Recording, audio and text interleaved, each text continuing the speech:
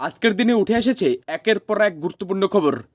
সীমান্ত নিরাপত্তা থেকে আন্তর্জাতিক সম্পর্ক, ধর্মীয় কেন্দ্র মক্কায় সম্ভাব্য হামলার ইঙ্গিত থেকে শুরু করে ভারত পাকিস্তান প্রতিরক্ষা প্রতিযোগিতা, এমনকি ট্রাম্প বনাম ইলন মাস্ক বিতর্ক এবং ভারতের দারিদ্র্য হ্রাসে বিশ্বব্যাংকের বড় স্বীকৃতিও রয়েছে আজকের শিরোনামে। চলুন দেখে নিই আজকের বাছাই করা সেরা গুরুত্বপূর্ণ খবরগুলির শিরোনাম। সীমান্ত জট কাটল অবশেষে, বিএসএফ পাচ্ছে কাঁটাতারের জন্য প্রয়োজনীয় জমি, নবান্নের নির্দেশে স্বস্তি। মক্কায় ভস্মাসুর মোতায়েন করল সৌদি আরব, মুসলিম দেশ থেকে হামলার আশঙ্কা। ভারতের ক্ষেপণাস্ত্রে ভীত পাকিস্তান, আমেরিকার কাছে অস্ত্রের হাতছানি। ট্রাম্পের হুঁশিয়ারি, ইলন মাস্কের উপর গুরুতর পরিণতির ছায়া। মুখ্যমন্ত্রীর বিরুদ্ধে লাগাতার কুৎসা, বিজেপি নেতা কৌস্তবকে তলব আদালতের। খালিস্তানি ভোট ব্যাংকের মোহ কাটিয়ে ভারতের দাম বুঝল কানাডা। মোদি জমানায় উন্নতির শিখরে ভারত, এক দশকের দেশে দরিদ্র কমল 27 কোটি, রিপোর্ট দিল বিশ্বব্যাংক। এই ছিল আজকের টপ 7 হেডলাইন। সম্পূর্ণ বিশ্লেষণ শুনতে ভিডিওটি একটু স্কিপ না করে দেখুন। আর প্রতিদিন এমন অথেন্টিক খবর পেতে অবশ্যই লাইক করুন, শেয়ার করুন আর চ্যানেলটি সাবস্ক্রাইব করতে ভুলবেন না।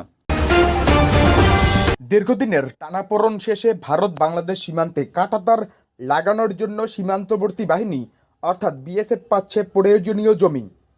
নবান্ন থেকে দ্রুত 356 একর জমি বিএসএফের হাতে তুলে দেওয়ার নির্দেশিকা জারি হয়েছে। সূত্রের খবর, ইতিমধ্যেই মালদহ, মুর্শিদাবাদ, উত্তর 24 পরগনা, কোচবিহারের মতো সীমান্তবর্তী জেলাগুলির জেলা শাসকদের কাছে এই সংক্রান্ত সুস্পষ্ট নির্দেশ পৌঁছে গেছে। কেন্দ্রীয় সরকার সীমান্ত এলাকায় কাঁটাতার লাগানোর জন্য 680 একর জমি কেনার টাকা দিলেও বিএসএফের হাতে এসেছিল মাত্র 324 একর জমি। বাকি 365 একর জমি নিয়ে কেন্দ্র রাজ্য টানাপোড়েন চলছিল। অবশেষে সেই জট কেটেছে। গত রবিবার কেন্দ্রীয় স্বরাষ্ট্র সচিবের সঙ্গে নবান্নের কর্তাদের বৈঠকের পরই এই বিষয়ে সমাধান সূত্র বেরিয়ে আসে। জানা গেছে, জেলা শাসকদের নির্দেশ দেওয়া হয়েছে বিএসএফের প্রয়োজনীয় জমি দ্রুত জমির মালিকদের কাছ থেকে কিনে সীমান্তরক্ষী বাহিনীর হাতে তুলে দিতে হবে। প্রায় 72 ঘন্টা আগে সৌদি আরবের মক্কায় হজ শুরু হয়েছে এবং এর মধ্যেই সৌদি আরবের সরকার মক্কা ও মদিনার সুরক্ষার জন্য American Patriot missile defence system মোতায়েন করেছে। এই সিস্টেম কোনো ক্ষেপণাস্ত্র, ড্রোন বা ফাইটার জেটের সাহায্যে হওয়া বিমান হামলা প্রতিহত করতে সক্ষম।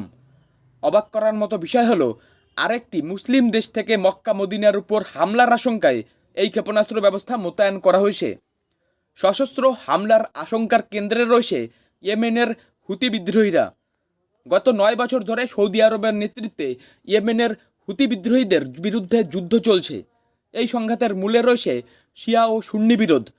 সৌদি আরব ইসলামের সুন্নি মতাবলম্বী, যেখানে ইয়েমেনের হুতি বিদ্রোহীরা শিয়া এবং ইরান থেকে সাহায্য পায়। যদিও সুন্নি এবং শিয়া উভয় সম্প্রদায়ের জন্যই মক্কা ও মদিনা ইসলামের সবচেয়ে পবিত্র স্থান। এই বছর 16 লক্ষেরও বেশি মুসলমান হজ করতে সৌদি আরবে আসবেন এবং তাদের সুরক্ষার জন্য এই উন্নত বিমান প্রতিরক্ষা ব্যবস্থা মোতায়েন করা হয়েছে। ভারতের ক্ষেপণাস্ত্র হামলার পর পাকিস্তানের প্রতিরক্ষা ব্যবস্থা নিয়ে আতঙ্ক ছড়িয়েছে। ভারতের উন্নত প্রযুক্তি ও সামরিক শক্তির মুখে পাকিস্তান এখন আমেরিকার কাছে উন্নত অস্ত্র ও বিমান প্রতিরক্ষা ব্যবস্থার জন্য হাত পেতেছে। 13 সদস্যের একটি পাকিস্তানি প্রতিনিধি দল ওয়াশিংটনে পৌঁছে আমেরিকান কর্মকর্তাদের সঙ্গে আলোচনা শুরু করেছে। পাকিস্তানের কেন্দ্রীয় মন্ত্রী মুসাদিক মালিক স্বীকার করেছেন, ভারতের আক্রমণে 80টি যুদ্ধবিমান এবং 400টি ক্ষেপণাস্ত্র ব্যবহৃত হয়েছিল, যার মধ্যে কিছু পারমাণবিক অস্ত্র বহন করতে সক্ষম। তিনি বলেন, আমাদের বিমান প্রতিরক্ষা ব্যবস্থা না থাকলে আমরা ধ্বংসস্তূপে পরিণত হতাম। এই ঘটনা পাকিস্তানের দুর্বল প্রতিরক্ষার চিত্র ফুটিয়ে তুলেছে। মালিক আরও জানান, ভারতের ব্যবহৃত প্রযুক্তি অত্যন্ত উন্নত এবং পাকিস্তান তা কিনতে চায়। বিলওয়াল ভুট্টো জারদারির নেতৃত্বে প্রতিনিধি দল আমেরিকার কাছে এই প্রযুক্তি ও অস্ত্র সরবরাহের দাবি জানিয়েছে। অথচ পাকিস্তানের প্রধানমন্ত্রী শাহবাজ শরীফ দেশবাসীর সামনে বিজয়ের ছবি দাবি করলেও তার মন্ত্রীরা সাহায্যের জন্য বিদেশের দ্বারস্থ।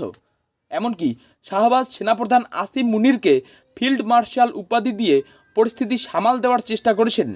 এই ঘটনা পাকিস্তানের গোপন দুর্বলতা প্রকাশ করেছে এবং ভারতের সামরিক শ্রেষ্ঠত্বের সামনে তাদের অসহায়ত্ব তুলে ধরেছে। মার্কিন প্রেসিডেন্ট ডোনাল্ড ট্রাম্প এবং টেসলা প্রধান ইলন মাস্কের মধ্যে বাকযুদ্ধ চরমে উঠেছে। শনিবার মাস্ক নরম অবস্থান নিলেও ট্রাম্প কঠোর হুঁশিয়ারি দিয়ে বলেছেন মাস্ককে গুরুতর পরিণতির মুখোমুখি হতে হবে। এনবিসির ক্রিস্টেন ওয়েলকারের সঙ্গে ফোনালাপে ট্রাম্প স্পষ্ট করেন মাস্কের সঙ্গে সম্পর্ক উন্নত করার কোনো ইচ্ছা তার নেই। তিনি বলেন, আমি অন্যান্য কাজে ব্যস্ত, তাকে অনেক সুযোগ দিয়েছি, এমনকি আমার প্রথম প্রশাসনে তার জীবন বাঁচিয়েছি।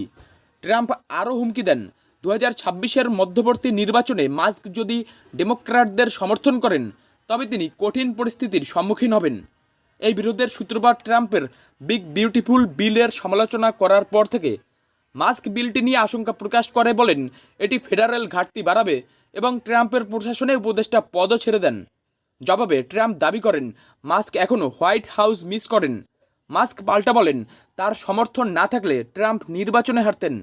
উল্লেখ্য, নির্বাচনের সময় মাস্ক ট্রাম্পকে সমর্থন করেছিলেন, যা তাকে বড় জয় এনে দেয়। এই ঘটনা দুই প্রভাবশালী ব্যক্তিত্বের সম্পর্কে গভীর ফাটলের ইঙ্গিত দেয়।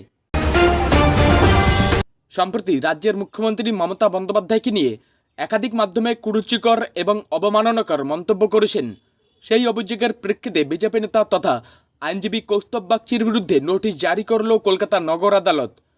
রাজ্যের তরফে অভিযোগ করা হয়েছে সমাজ মাধ্যম থেকে সংবাদ মাধ্যম একাধিক ক্ষেত্রে মুখ্যমন্ত্রীকে উদ্দেশ্য করে কুরুচিকর মন্তব্য করেছেন কৌস্তব বাগচি, যার প্রেক্ষিতে মামলা দায়ের হয় নগর দায়রা আদালতে।